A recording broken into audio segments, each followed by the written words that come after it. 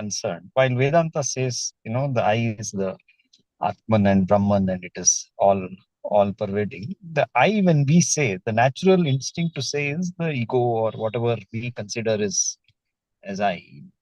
In fact, I think in one of the classes you also mentioned, right? The moksha is for whom, right?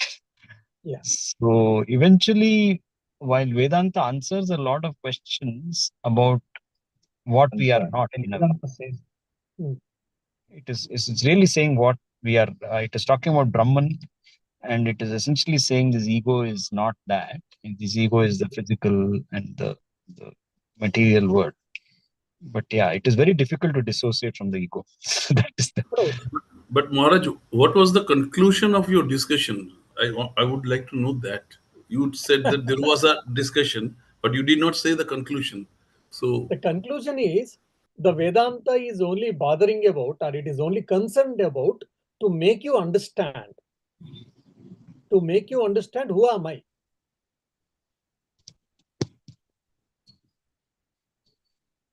That is what my thing is. But instead of that, okay, who am I? Okay, I was thinking I am the body, I am the mind, I am the thoughts, I am the ego, or I am the son of so-and-so, daughter of so-and-so. That's how day-to-day things what we refer. I was thinking I about that. But now, after hearing Vedanta classes, now I have understood, oh, none of them, but I am that self, indestructible self. That's okay. Okay, now I understand, so-called, so what? But then what about this world? What is the nature of this world? Then why is it appearing? How is it appearing? So we get carried over by the world and its appearance than the Brahman. That's where somewhere we are missing the Vedantic main dictum or main philosophy. That's what I means to say. Very, very, very subtle point it is actually.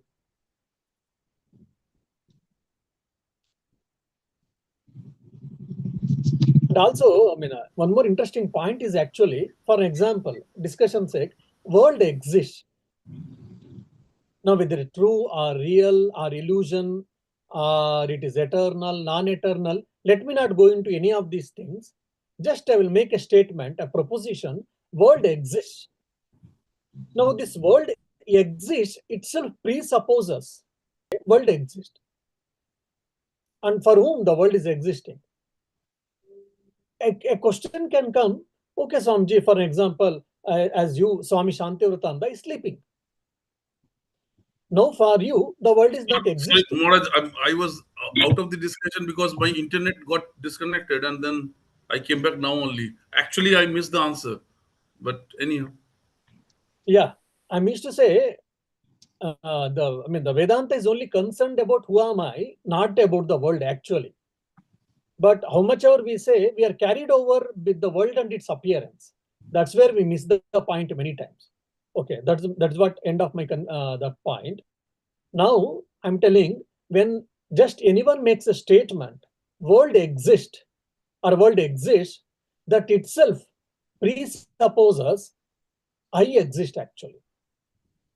Now the argument may come, for an example, Swami Shantivratananda is sleeping, or XYZ is sleeping.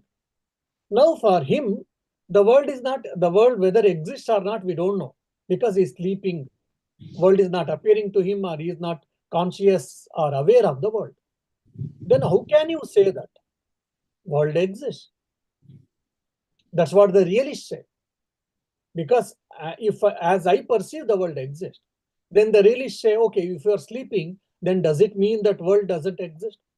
They say others perceive. Oh, if say for discussion's sake, everyone is sleeping, then they say, come with an argument, God is perceiving. Yeah. Now the Advaitavadins say, okay, when you say I am sleeping, who is sleeping? Your body, mind, sense organs, all of them are at rest. Now, I am sleeping means your body, mind, etc. is at rest, but the consciousness is not at rest. Consciousness is always full of awareness.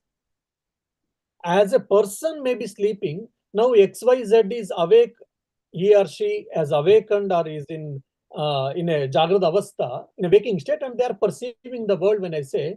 So I, with respect to Shantivratananda, I with respect to Samit, I with respect to Rajarshi, or I with respect to Pushpa is different. That is what my understanding, or that is what our understanding at given point of time.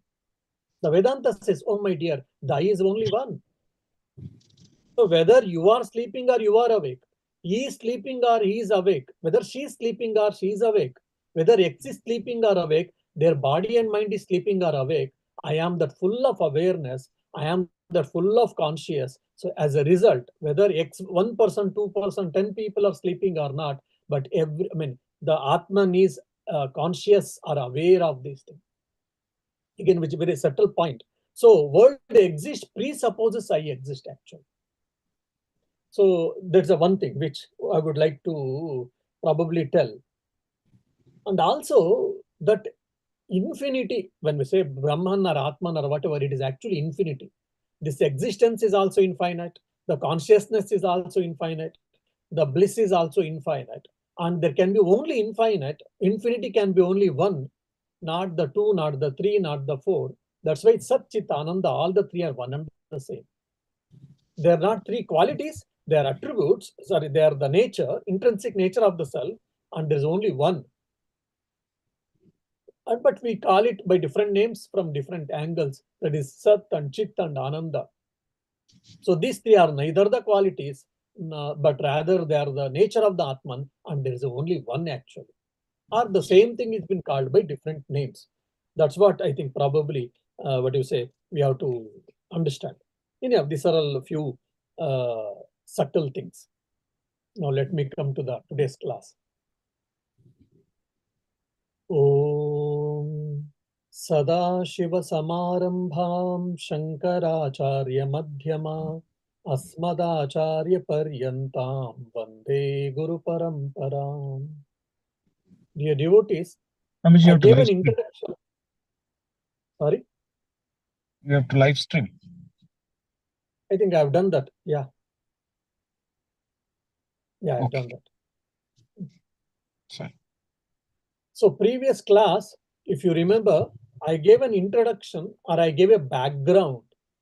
I tried to prepare your mind to understand the third verse actually. So if you remember the earlier classes, the first and second verse, it discussed about Tat and Tvam. Tat means that refers to Paramatman, Supreme Self, and you refers to individual self. Now you are that are is being discussed, will be discussed in the third verse. So for that, I gave the 4 or 5 points. First one is existence is not a part or a product or a property of the world or and its objects. So existenceness or existence is not the part or the product or the property of any object. For an example, there is a sweet, say gulab jamun. So the nature of the sweet, the nature of the gulab jamun is sweet. And the sweet is also a quality. Some people may say that. But without that sweet, gulab jamun may not be able to exist if you say no. If you even without adding the sugar, gulab jamun can stay. But it will not be sweet. Then people may say, oh, it is a diabetic. But whereas, so neither did the property or a part or a product of the any world and its object is what the existence. Now, for an example, my hand. My hand is a part of this body. So similarly, existence is not the part. Now I'm using this ochre robe, the ochre cloth. The ochre cloth, how it has come? For the white cloth, we have colored it. As a result, this ochre cloth or a saffron colored cloth is the product of a cotton and also as well as color. So in that way, existence is not the part or the product or the property of the world and its objects. By that, we are trying to say existence is not an object, it is the subject. Okay. Now, and existence is not dependent. Now, this cloth is depending on the cotton. The color of the cloth is also depending on the color. If I add some other color chemical and if I dip in that chemical, this change of the color, I mean, the color of the cloth will change tomorrow. So it depends on many factors. So is it similarly, the existence is depending on some things? No, existence is an independent entity. And it is never the adjective, it is the noun actually. Okay, the third one is, so existence is not limited by any boundaries. So existence of Shantivratananda is limited by time and space.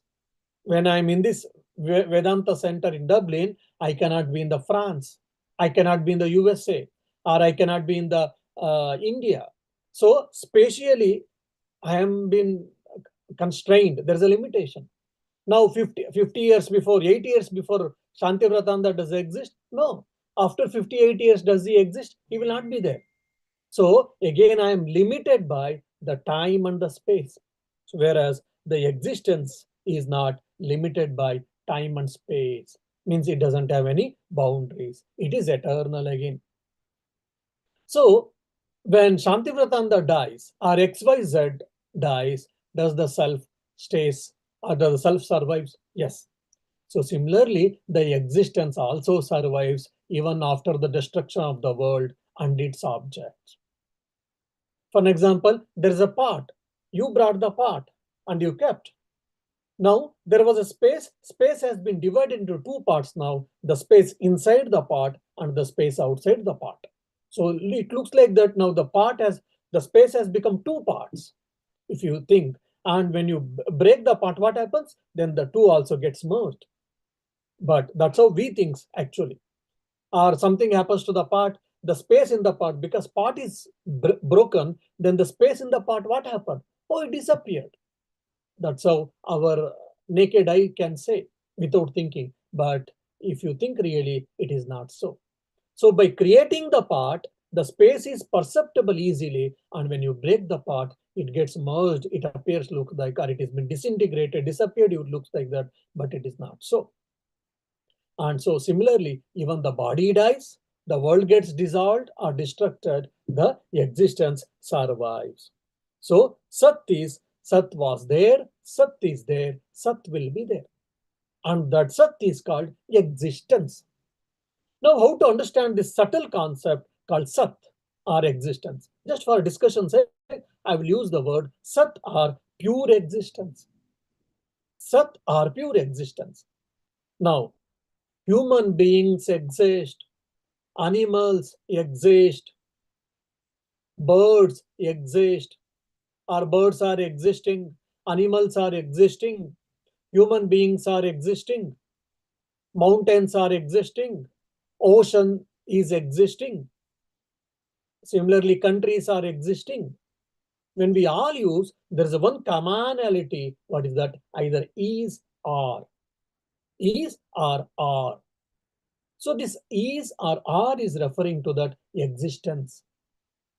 No, because things are existing, that existence-ness has been borrowed from this Sat. The Sat is what? Nothing but the Satya. So it is borrowed means, again, it is a limitation of the language. It is not like borrowing a money or borrowing anything. It is not objective. It is only a concept. So the existence or pure existence lends the existence to every object, for every object and also the world. So recognizing this oneness of the existence is what very, very important. Of course, I know that it is difficult to comprehend. Sometimes it can go above the head, and sometimes it can be very boring and all, but it is very interesting. And this pure existence is the nature of the Brahman. It is the nature of the Atman. So that is used in a word called Sat. So Sat means what? It is existence. Now I will give one more example. Now all of you are able to see my video. Why?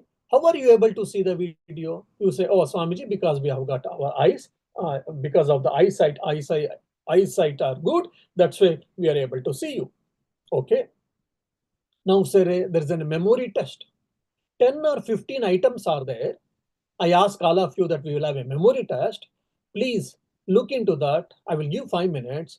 You see and record yourself, means mentally. Then afterwards, you are supposed to list out the items, either 15 items, say 15 items you should list out. Whoever does all the items, 15, then you will be awarded. Okay, 15 items are left in the room, and you are also allowed to enter into the room, and 5 minutes were 5 minutes was given. Then you saw, you devised your own plan. Some of you might have started batting, some of you trying to remember time and again, some of you might have created a story or a poem connecting every single object or an article or a thing. Okay, 5 minutes over. Then I said, okay, then close your eyes or come to the next room, immediate room, and all of you are taken to the next room. Then I give a paper and pen and I ask you to write. Then everyone writes. Some of you are able to write 15, some of you might be 14, 13, 10, 8, 9, whatever it may be. Okay, I gave some time, 5-10 minutes, and time is over. Then I've taken paper. So most of you, or many of you, might have written 15. And when I ask, is everything is written, everyone says yes, because 15 items are there, 15 items also we have left. But the Vedantin says, yes, there were 15 objects names are written, no doubt, but one more important thing you have left out, and which has gone unnoticed. What is that? How come only 15 objects you are kept and 15 objects are written? How can you say that something has gone unnoticed? I say, yes. Can you think? Then people scratch their heads and they say, oh, because you were staying there, Swamiji, so you may be counted. No. Oh, then walls, then painting, or maybe some portrait was there or something else was there and all. We may give different objects list. There may be a paint, there may be a wall, or maybe table, chair, something and all. I will say, no, none of them. Then what is that? Light. Because of the light, if it is a day, for an example, here it is afternoon, we have got a good sunlight. Luckily today, we have got a good sunlight. We say, because of the sunlight, we are able to see things in our room, inside the room, and we were able to recognize. For an example, in India now, it is a evening or it is a night. So because you don't have a sunlight, so all of you might have been using some tube light or a LED light or whatever. So because of that only, you are able to see all of the 15 items. Of course, your sense organ is also involved there. But without that light, we could not have recognized all the 15 items and we would have noted. But though it is there and sometimes we are aware probably, but we have taken it for granted that sunlight is there. We go unnoticed. We unnotice this. So similarly, the existence-ness or the pure existence is, all the objects have borrowed the existence-ness from this pure existence, and we are always carried over by the objects, but we have forgotten about the pure existence, which is nothing but the God or the Supreme Self. That's what it is trying to understand. So the Vedanta is asking you, okay, 15 items you noted, fine, but by one which you are able to see all the objects, you have forgotten, my dear. That is what the sunlight or any electricity, the light of electricity. Now we should try to understand and appreciate that our existence, consciousness, bliss. For that, our mind is training. Our minding is getting trained. Some of you might feel difficulty to understand this concept. That's why in the Upanishads, they have given a systematic approach. So they ask us to meditate on the earth, then afterwards water, then afterwards fire, then they ask us to meditate on air, then they ask us to meditate on the sky. Sky means your space. Then they ask us to meditate on the sun. So from grosser to subtle we are traveling. That means my mind is becoming more and more subtle, more and more sensitive. Sensitive in the sense subtle, so that it is able to comprehend the subtle things. Now, when we are speaking of the self directly, because already I told Dakshinamurti Stotram is like a PhD in Upanishads. So the author is thinking that all of you know already, your mind is ready. So he's discussing the concepts, that absolute existence, absolute consciousness, absolute bliss, all these things he has taken for granted that you know all of them. That's where sometimes we feel difficulty. Now after giving this background, now let me go into the details now. So here with this background, let me explain the third verse now.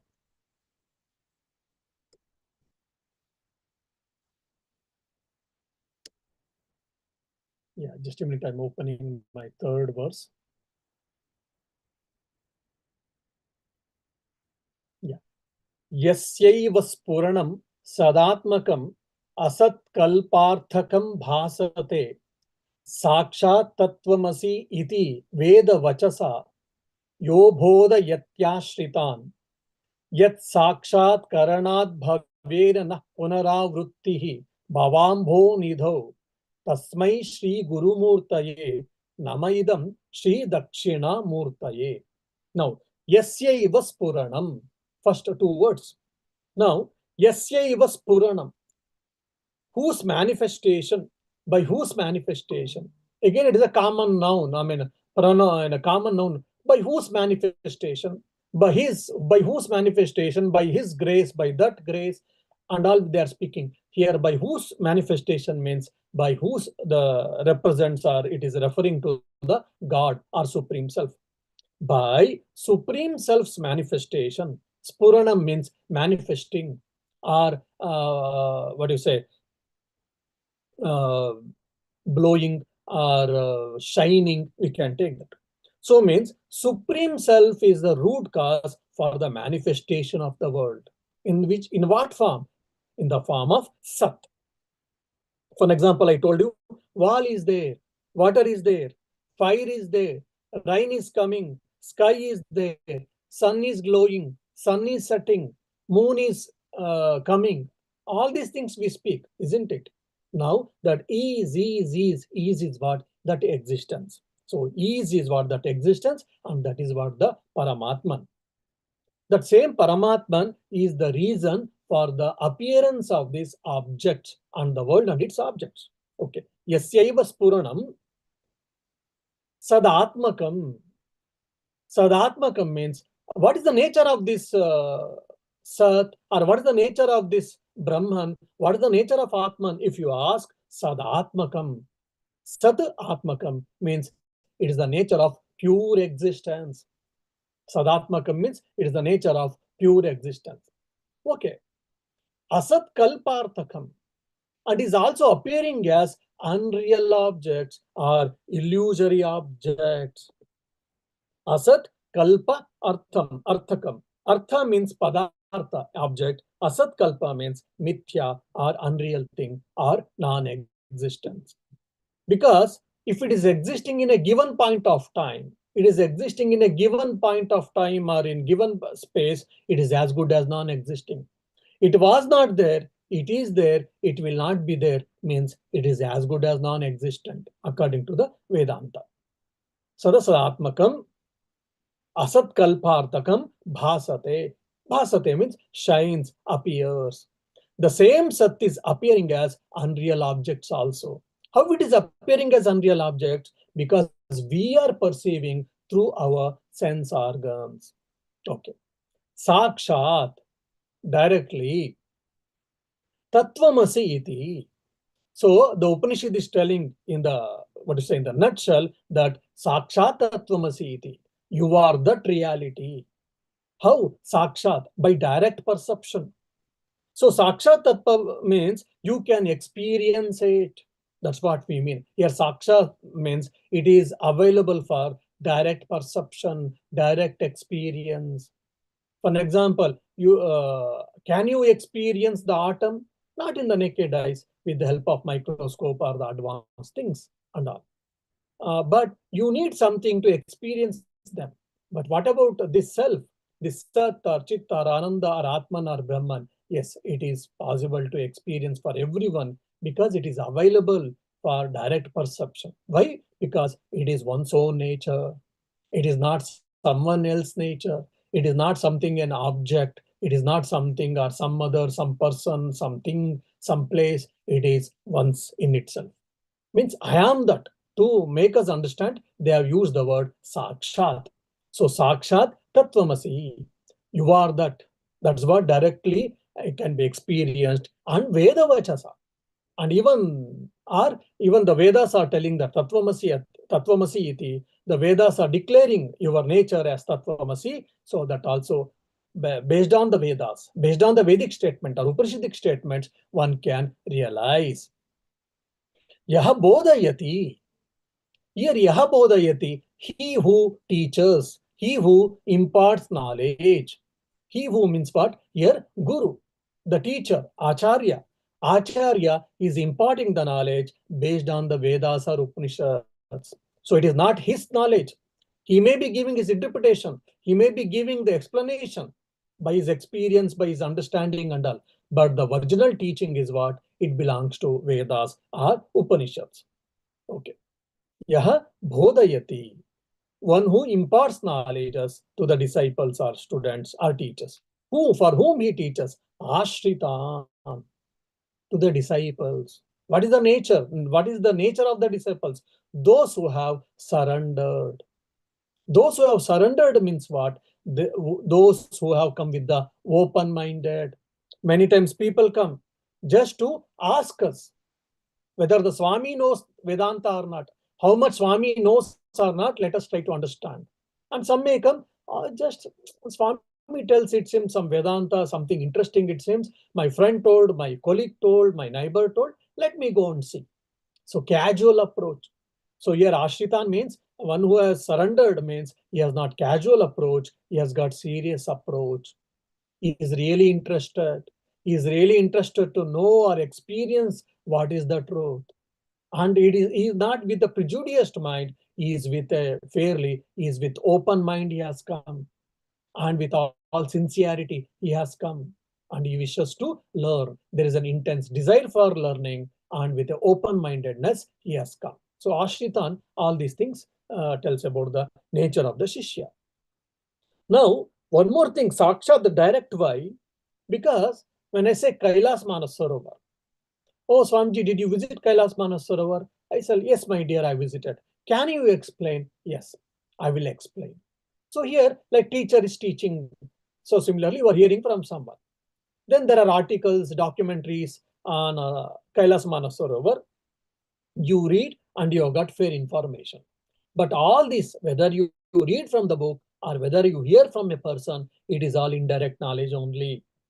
But now yourself, you go to the Kailas Manasarovar. You visit Manasarovar, you visit Kailash Parvat, and you are seeing yourself directly from your naked eyes.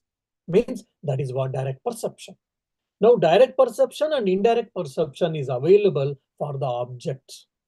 But for the Atman, for this existence, consciousness, bliss, absolute, there is no indirect perception at all. There is only direct perception. Why? Because it is yourself. Then why should I listen to the teachers? Why should I study Upanishads? Oh, it is only because to remove the ignorance, to remove the wrong understanding, to remove the misconception. So moksha, moham kshaya. So moksha is only loosening, not getting anything new actually. It is only loosening, or it is only loss actually. Loss of what? My money balance. Money will be, will I get a loss from the money, from power, position, or property? No. The ignorance, the loss of ignorance. So I'm doing japa, I'm doing meditation, I'm hearing classes, I am participating in satsangs, and I'm doing so many spiritual practices. All of them is what? To make my mind fit enough to experience who am I. Or in other words, to remove the ignorance, to remove the wrong perception, to remove the, the prejudice. So, yat sakshat karanat. Yat sakshat karanat. By direct realization, bhavena na punaravrittihi. Now you may say, okay, Swamiji, it's all fine. Now I learn physics. For an example, I do my graduation, I do my post-graduation, I will get a good job. Say I do PhD and all, I will get still more better pay. And if I do some research and I find out something, my name and fame, power, position, money, everything gets increased. Then by studying these things, such a subtle, highest concepts, and it needs a good amount of understanding and all. By doing that, what do I get? If you say, yes, sakshat karanat, by direct realization, what happens? Bhavet. One attains, one he reaches. Na punaravrittihi bhavambhonidau. He never returns into this worldly existence or samsara. Means once you understand and experience, once you experience who am I, or once who is getting rid of this ignorance, what happens? Then you'll be free from all the problems. You'll be free from all the dukkha, and he will not take any more birth. He means again here the subtle body. So he's completely liberated from the cycle of birth and death, samsara. So highest pragmatic truth. So pragmatic is what? It should be highest utility. That's what the pragmatism says.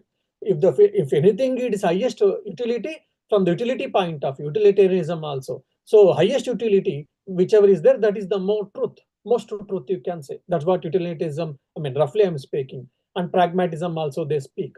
Now, Advaita Vedanta is giving the highest pragmatic truth. By experiencing, you will not have any more birth and death. And that is the highest reality. By reaching it, by experiencing it, you don't have anything else to achieve. You don't have anything else to study. You don't have anything else to hear. That's what in Mundaka we saw. Kasminnu bhagavo sarvam vidam vignatam bhavati iti. Oh sir, please tell me, by knowing one which everything will be known. So the Advaita Vedanta is the highest pragmatic truth they are telling. Okay. Tasmai Shri Guru Murtaye Namaidam Dakshinamurtaye. To that Tasmai, to that Shri Guru Murtaye, sacred person in the form of Guru, my salutations to Dakshinamurti, because he is imparting this ancient wisdom. What is that ancient wisdom? Tattvamasi, you are that. So he is sitting and is blessing his disciples who are surrendered at his feet. He is blessing them, blessing them in what form? By imparting the knowledge. What knowledge? This Upanishadic knowledge, that is Tattvam Asi, you are that. So by experiencing what happens, by understanding what happens, your ignorance is removed. Ignorance is destroyed or dissolved. Then what happens? You will not have any more birth and death. You will be free person. Again, you will be free person means not the Atman, it is only the subtle body or your mind. Just like the Ganges merges in the ocean, Bay of Bengal, then what happens? It loses its individuality. So similarly, moksha means what? Either after the death, your mind gets disintegrated. There is no mind, then there is no sense of individuality. Then there is no mind means no subtle body. That means no more birth and death. So Atma will never be liberated. Atma was never in bondage. The bondage was only who? It was only the mind. Because of that, I think that I am suffering. We are all. So that wrong notion, prejudice, wrong concept, wrong understanding will be cleared. So that is cognitively. Just like, for an example, a mirror has got a dust. So when I see, I'm not able to see my face properly. Then what to do? Clear the mirror, clean the mirror, then you will be able to see your reflection properly. So all of our sadhana is what? Cleansing the mind or understanding this. And interestingly, recently one of the devotee was saying, after hearing Aprokshanubhuti talks, he was saying, Swamiji, I was in a rude shock. I was thinking, after hearing Aprokshanubhuti lectures, you are in the rude shock. Why? Initially I didn't get his point. What do you mean by that? I asked. He said, Swamiji, he's a doctor and he's probably at his 40 plus his age. He says, whatever my understanding and experience of the truth for 30 years or 3 decades, everything went upside and down. I'm confused now. My understanding, what is true and what is not, what is truth. Whatever I had understanding, now after hearing Aprokshanubhuti lectures, everything has become upside down. So-called individuality or I, which is the real thing, and I'm suffering and I'm struggling for that existence, which I was thinking because it is real and all. Now after hearing Vedanta lectures, I feel I understand somewhat that it is not real, it is only an appearance, and I is what only self, etc., etc. So he said that it was a rude shock for him. Now his understanding about life, about the things, and everything has gone upside and down. So there are a lot of churning is happening in the mind, he says. I say, it is very good. That's how in sadhaka's life happens, spiritual life. When we hear Vedanta, initially we may not be a bit understanding or interested. Slowly, slowly, when this Vedanta creeps inside, just like the water creeps inside the building, so similarly, this Vedantic teachings, when you get creeped in your mind, then you will start thinking, you will get confused, you will get doubts, you will scratch your head, you may lose sleep sometimes. At least I have lost so many times sleep in my studies during earlier times. Then after all the churning of the mind, thinking, hearing, reading, discussing, all of them, when you do, at some point of time, slowly, slowly, you will start getting clarity. Who am I? I am that Brahman. Brahman means what? Satchidananda. What do we mean by Sat? What do we mean by Chit? What do we mean by Ananda? I am the subject, not the object. There is only one thing they say, and we are seeing hundreds of people here, because every day we are discussing with people, we are handling the people with interpersonal relationships, so many things our experience. But Vedanta is saying something else, which is completely opposite. So when you keep on thinking and churning your mind with this, all these thoughts, at some point of time, slowly, slowly, it gets, the things gets loosened and your ignorance gets lightened, and slowly, slowly, you'll be able to understand. And the moment when you get clarity, you will be happy. Situation might not have changed externally, either in the family life or in the professional life or in the outside life and all, but you will be happy, which is your real nature. Happy in the sense blissful, I mean to say. That's why we have to listen, and we have to keep on thinking, we have to keep on hearing, we have to keep on meditate on this. Meditate means contemplate. So, okay, I'm the Sat, I'm the Chit, and I'm the Ananda, and it is eternal, they say, and etc. Whatever it may be, all these things we have to understand. For that, we have to think time and again. So we have to soak our mind in this Vedantic syrup, just like cheese balls are soaked in the sugar water, sugar juice. That's why it becomes rasgulla, very tasty. Jamun, just you, what do you say? You fry in the oil, then you put in the syrup, then only it becomes so tasty. Otherwise, it is not so. So your Vedanta is also very, very tasty. It is very, very delicious. But initially it may not be. But when you soak your mind in this Vedantic syrup for longer time, then when you get into that, when you start enjoying the taste, then you don't think anything else is required much for your existence, for your happy, and for your joy. Why? Because the moment you understand and experience, you will not be coming anymore. No tax problem, no VAT problem, no health problems, no family problem, no problems at all. So I can be happy at all given point of time. Even now, not even after the death or going to different local. No. Advaita Vedanta says the moment you experience who are you, what am I, from that time onwards, you can live happily at given circumstances. So in a double quotes, at given circumstances. That's where Advaita is the pragmatic philosophy, highest pragmatic truth it is teaching. We have to understand, we have to put into practice. Om Shanti Shanti Shanti Harihi Om Tat Sat Shri Rama Krishna Arpanamastu. And so these are the three shlokas, or the three verses. Three verses are the main teachings actually. Tattvamasi is over. Now Tattvamasi is over, then what else is there? Nothing else is required actually.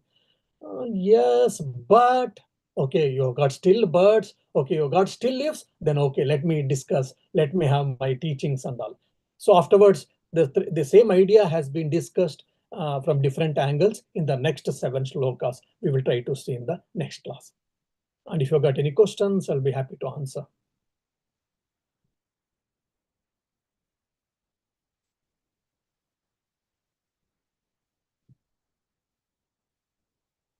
Maharaj, again, we hear every time that the moment you hear, you become, that your ignorance is removed and you are in bliss. But it does not happen. Yes, technically, I have understood. I can very well understand and can explain also. But when I'm in the practical world, the situation is a little different. So that's, Okay. I think, that lack realization, right? Or sadhana. Yeah. So now I can give this example like this. Now you want to learn swimming. You are interested in swimming. Okay. Now you wanted to make for the Western approach, it will happen now. In India, simply we'll go and jump into water with the friends. Our friends will push us into water and we will drink enough water and they will play. And that's how we learn. I mean, in the villages and all, that's how it happened. And you are in from Bengal and easily will learn easily because in the Ganges and all. Anyhow. But from the Western approach, if you see, they say, oh, no, we have to prepare people first. So they will give a classes for us. Okay, what is swimming? You have to, what do you say, movements. There are leg movements will be there, hand movements will be there. Your body has to be maintained, breathing has to be maintained. Water should not go. For that, you have to wear some earplugs, goggles, a cap, blah, blah, blah. All these things they will tell. And what is swimming and how to do, all that they tell. So, and he was a very good teacher and you were a very good student and you had a 4 or 5 tutorials or 10 tutorials, for example. Now you have got complete understanding about the water and swimming. So does this help you to swimming? Yes, to a certain extent. But because now there was an exam on this based on these 10 classes, now you got 100 out of 100. So does that solve your problem of swimming? No, you have to fall into water. You have to try to, all this knowledge is fine. When you get a fear, even this knowledge may get evaporated. You may forget the knowledge, even all this knowledge and all, because you are surviving, because the survival instinct becomes there more. Anyhow, so by practice, you will become better and you will become best in swimming. So similarly, now you are listening to the Vedanta, you are got interest and you have got conviction. Initially, you got interest. Then you start reading, hearing. Then maybe true. Oh, no, it not maybe true. It is true. Okay. That's how slowly, the intellectual evolution happens in us. After that, it has to put into practice. What is that putting into practice? Understanding and trying to experiencing, trying to feel that I am that, I'm not this body, I'm not that mind, I am only the self, I am the self. So always thinking about it. Swami Vivekananda says that we have been hypnotized as body and mind. We have to dehypnotize ourselves as a self. I am that self, I am that self. Why should I say? Because already I am that self. Yes, to remove the wrong notion which is in the mind, for that only we are telling. The moment this ignorance is removed, then you will be happy. Again, you will be happy means what? Your mind will be undisturbed by that. So whether if you are an ignorant person, so the self of the ignorant person and the self of the realized person, Dani, will be two different things. No. Only because of the ignorance, he thinks I am suffering. I am happy or I am unhappy. Whereas the knowledgeable person or the man of realization, he knows who am I. So that's why he is untainted by the external things. And that's how he's happy. So then what to do then? All your sadhana is what? To remove the ignorance. One angle, the other one part. The other part is what? Cleaning the mind. Just like I gave example, the moment your mirror is clean, you'll be able to see the reflection of your face in better. So similarly, this mind has to be decolored or free. Purification has to be done. I have see, Swamiji says that I am Brahman, but keep saying I am Brahman inside your mind. I am Brahman like that. But from mission, some other article where the senior monks, the Buddhajananji and all, they say, no, you don't have to do any japa on this. You have to realize this. So if I keep on saying that becomes a japa, right? Yeah. So I am Brahman. You need not do japa. No, we don't mean that. Yeah. Like you take Om Namah Shivaya, Om Namah Shivaya, Om Namah Shivaya, like that. Aham Brahmasmi, I am Brahmasmi, Aham Brahmasmi, or Tattvamasi, Tattvamasi, Tattvamasi. You know to do japa. It has not been given like that. Then what are these Mahavakyas? Mahavakyas are meant for contemplation. For example, how? Now, Tattvamasi, you are that, or you will take an example of Aham Brahmasmi. Aham Brahmasmi means Aham Brahma Hasmi. I am that Brahman. Okay. Okay. Here I am. Okay. I am. Okay. And that Brahman is there. Two aspects now. Okay. And I am that Brahman. So there are two things, I and Brahman, and we are both are one and the same. They are saying that. Okay. So now who am I? I know that already. Okay. Then what is the nature of the Brahman? Oh, the nature of Brahman, they say Sat Chit Ananda. Existence, awareness, bliss, absolute. But I am not existence. I exist, no doubt. I am aware, no doubt. I am blissful, no. I am not all the time blissful. So there is a mismatch between this Atman and me. How can we both are one and the same? No, there is something wrong. Okay, again go and read Upanishads, go and listen Guru. Okay, the nature of Brahman is Satchidananda. Don't get confused. Okay, then what about I am? But I am not that. I am so and so. I am Swami Shantivratananda, staying in Vedanta Center. How come all these things? Yes. When you say I am so and etc., this is referring to your body and mind. When you say I, we mean I means only the self. The nature of the self is what Satchidananda only. Oh, okay. I means not the body and mind, not my achievements, not by emotions, not my thoughts, not my thinking. I am that existence, consciousness, bliss absolute, pure existence, pure consciousness, pure awareness, pure bliss. Okay, now it matches. Okay, now how to understand that? Okay, now Aham Brahmasmi, I am that Brahman. Okay, but now I have got a leg. Leg pain is there, knee pain is there. Then what to do? I am Brahman, I am Brahman, I am saying, but leg pain is there. Yes. Who has got this leg pain? Your body has got a leg pain. I have a body, but I am not the body. I have a body, but I am not the body. So when we say Vedantic meditation, Vedantic contemplation, Soham or Neti Neti, we say that this part. So whatever I'm experiencing this body, I am thinking that I am the body, but I am not the body. I have a mobile, but I am not the mobile. Isn't it? So like this thinking every time, analytical thinking, we have to keep on hit our mind with a Vedantic hammer. Then slowly, it starts understanding, then it creeps in, it goes inside, and it becomes part and parcel of our life. Means the ignorance is removed. So that's what we mean Vedantic contemplation. Not like a japa, we have to utter the Mahavakyas. Maharaj, sorry, last question. Everyone is there, but still I'm only asking, so please don't mind. The thing is, last question is that when this, let's say the ignorance is removed, then what is I see everyone as Brahman. What is the vision then? I mean, at that time, what will be the vision if my screen is removed? Is it that I start seeing something else other than what I see now?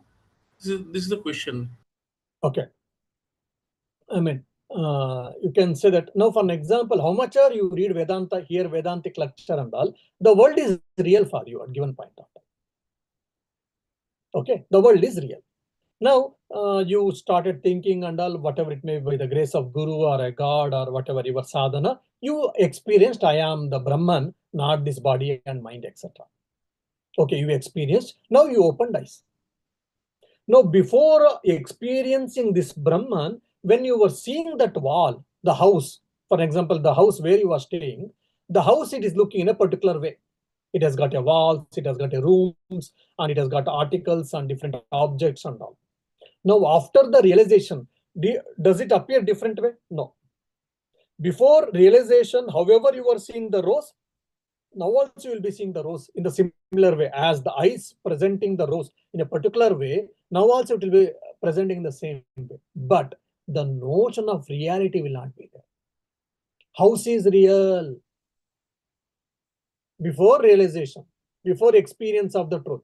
After experiencing the truth, house will be same. Through sense organs, you will be seeing the same house. In the similar knowledge you may be getting, but the notion of reality, Satyatva Buddhi, will not be there. The house is real. That reality notion, the notion of reality, has been shifted from the matter to the self.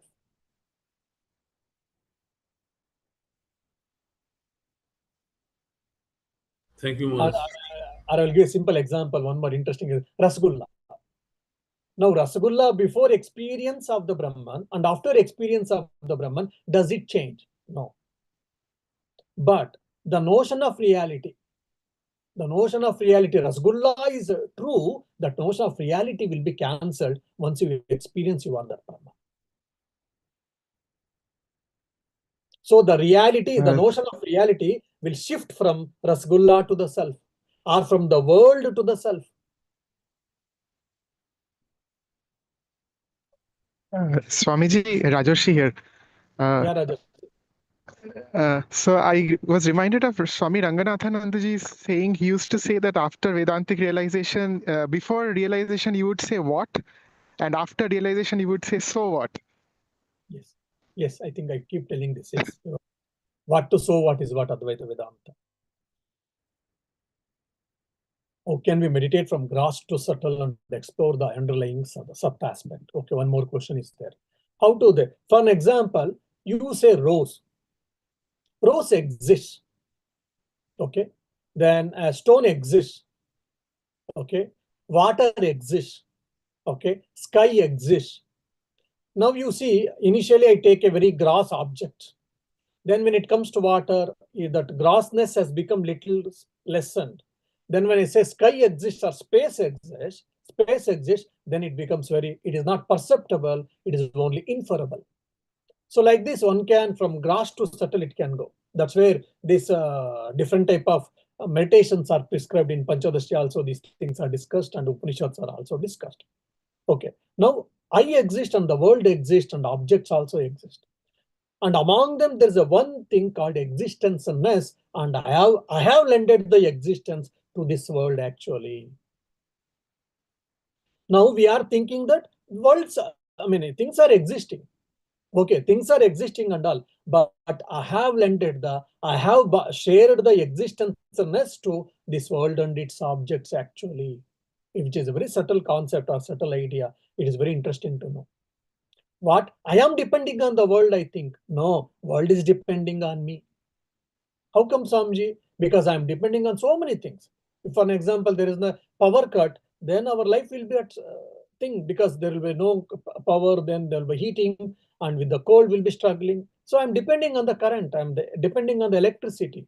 So how can you say that I'm lending the existence, or the world is depending on me for its existence? When I say I, not the body and mind, not these sense organs or whatever, again the self. Why? Because the nature of the self is what? Again, Sat Chit Ananda. The Sat is giving its existence-ness for the existence of the objects, world and its objects. So it is an interesting point, or interesting concept, or interesting fact. Truth. One has to think and one has to experience it. So I am lending the existence for the existence of the world and its objects actually. Thank you, Swami. Yes. Differentiating between real and unreal with realization of Atman, entire perception changes. Yeah, entire perception changes means the notion of reality shifts from the world to the God, to the world, to the self. That's what I said. What to so what? Before that, you were reacting to everything. What did it happen? What did she say that? What? How can she say that? And all. Then, oh, did she say that? So what? Because the notion of reality has been shifted from the world to the self or the God, then you don't get carried over. Yeah. Any other questions?